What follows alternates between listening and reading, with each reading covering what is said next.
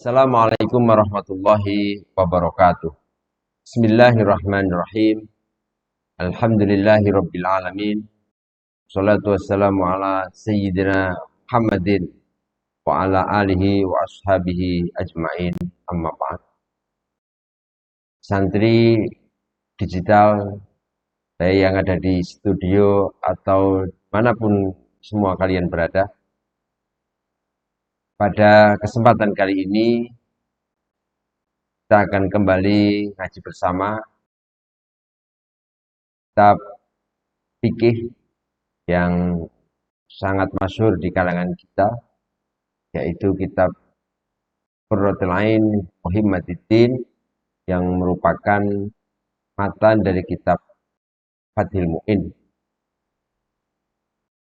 Pengajian ini sebetulnya sudah lama kita sampaikan melalui voice yang dulu kita menggunakan media Telegram, tapi karena banyak permintaan maka mulai saat ini pesantren digital Aswa atau BDA kembali hadir dengan menggunakan media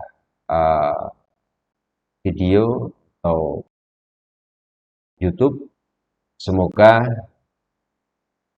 nanti lebih dapat memudahkan kita dalam memahami kitab yang tentunya nanti akan kita sampaikan juga melalui thread yang sudah kita siapkan.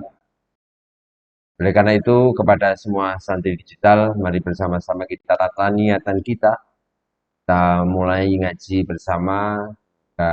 Ini merupakan jalan bagi kita mendapatkan ridho dari Allah Subhanahu wa Ta'ala.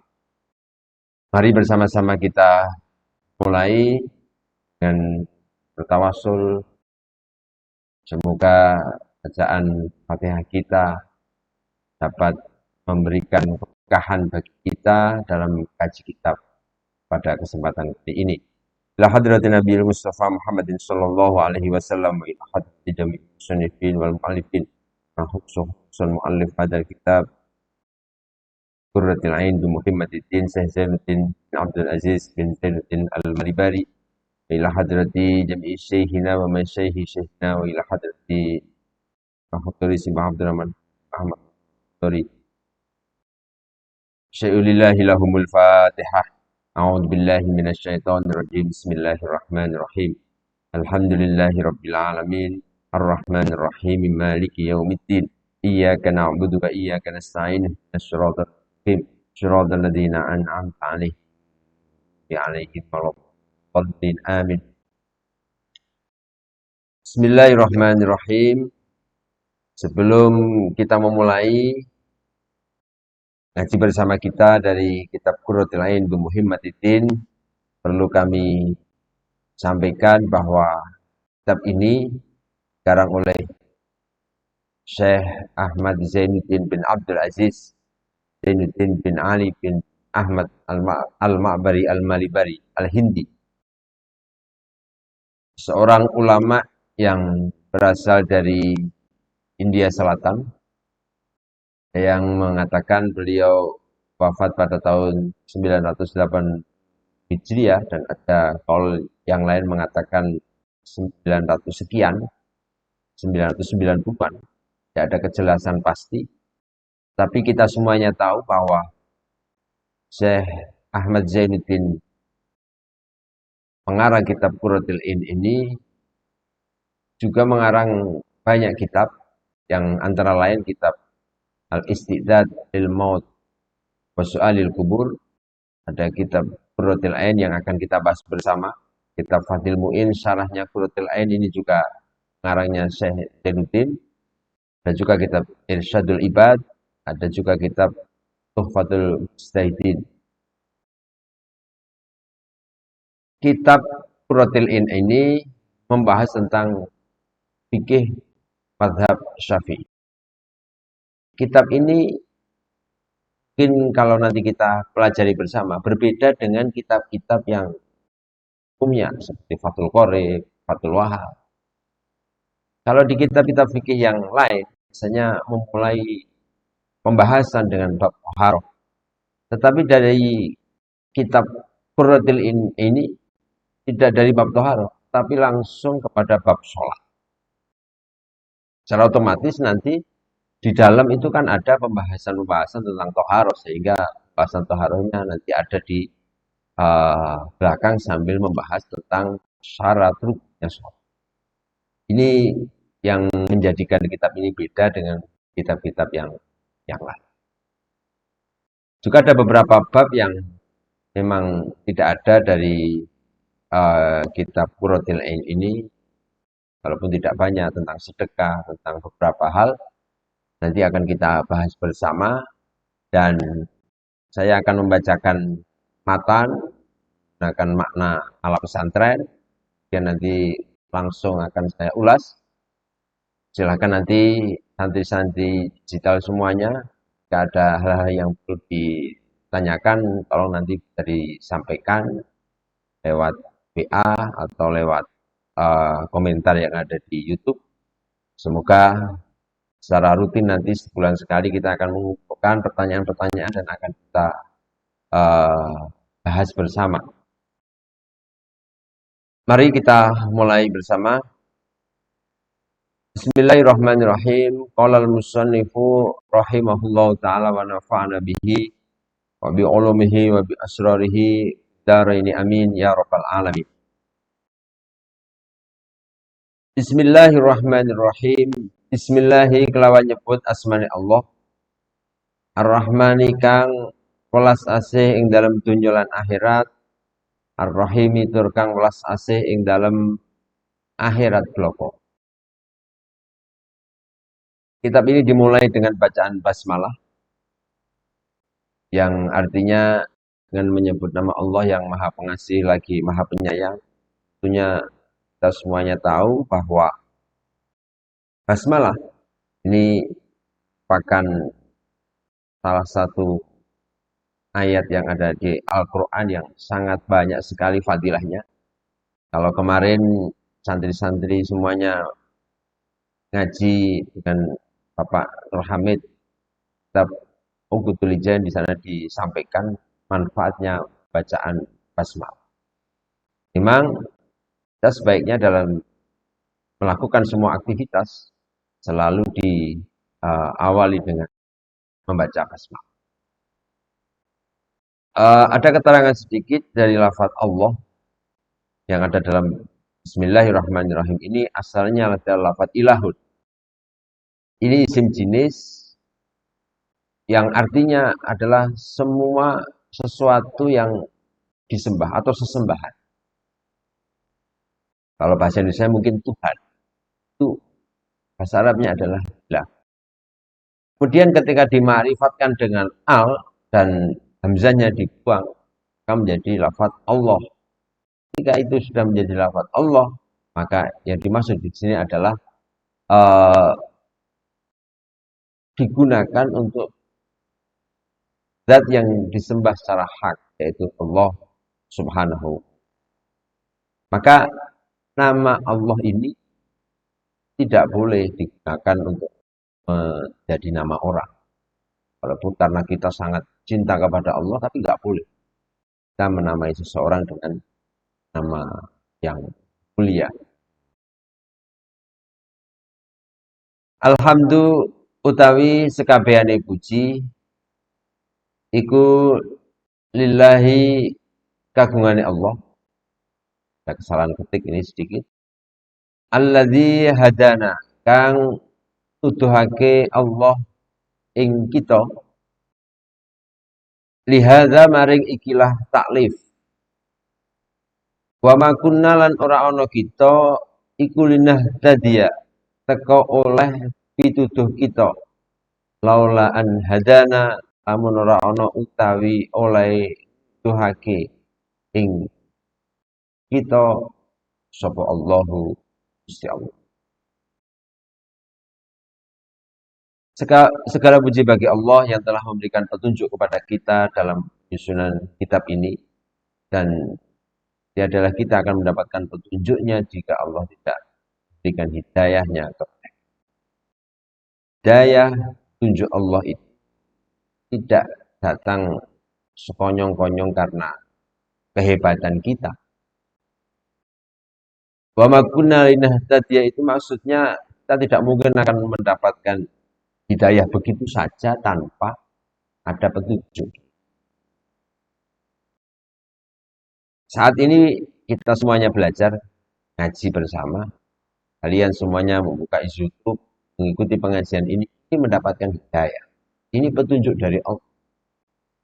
Maka kita harus selalu bersyukur dan membaca hamdalah, alhamdulillah, dan sujud syukur kita diberi hidayah, kita diberi akal sehat, kemampuan yang serba istimewa ini, kita wujudkan pekerjaan nyata, yaitu belajar ngaji bersama. Wassalatu utawi rahmat ta'zim wassalamu lan kasantosan iku ala sayyidina ing atase Gusti kita Muhammadin pane Nabi Muhammad sallallahu alaihi wasallam Rasulillahi kang dadi utusane Allah wa ala alihi lan ing atase keluargane Nabi wa sahbihi lan sahabate Nabi al-faizina kang padha merkoleh kabeh berkoleh biridhallahi kelawan ridane Allah. Salawat salam semoga tercurahkan kepada junjungan kita Nabi Agung Muhammad sallallahu alaihi wasallam, Nabi yang menjadi utusan Allah, dan juga kepada keluarga Nabi. Maksud keluarga Nabi ini adalah orang mukmin dari Bani Hashim, Bani Muttalib. Termasuk keluarga ya kita semua ini orang mukmin. Kita termasuk keluarga Nabi. Fi maqamid doa. Ketika kita berdoa membaca sholawat itu. Wa ala alihinya ya juga termasuk kita.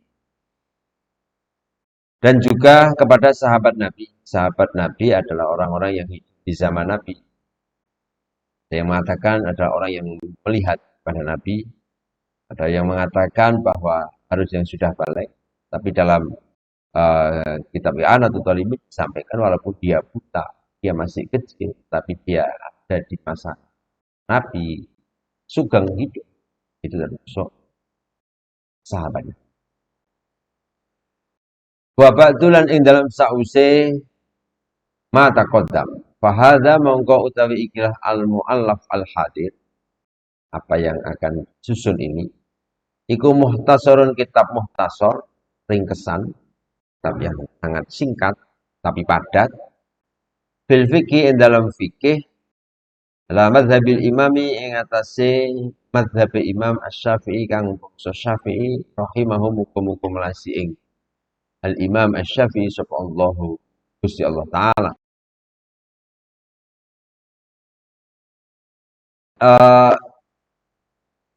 Kitab yang sangat singkat dan padat atau yang disebut dengan muhtasar ini tentunya akan membahas fikih mazhab Syafi'i. Fikih itu apa? Fikih itu adalah ilmu untuk mempelajari hukum-hukum syar'i yang sifatnya amaliyah, sifatnya pekerjaan badan seperti sholat, puasa, apalagi haji, itu amaliyah. Bukan yang batini ya, bukan yang pekerjaan hati, tapi amaliyah. Itu namanya fikih.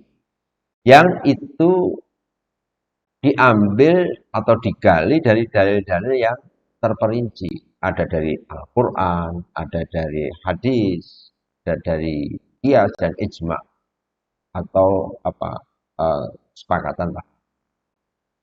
Ini namanya. Maka untuk bisa mengetahui fikih itu orang harus melewati banyak sekali ilmu-ilmu yang sepaham.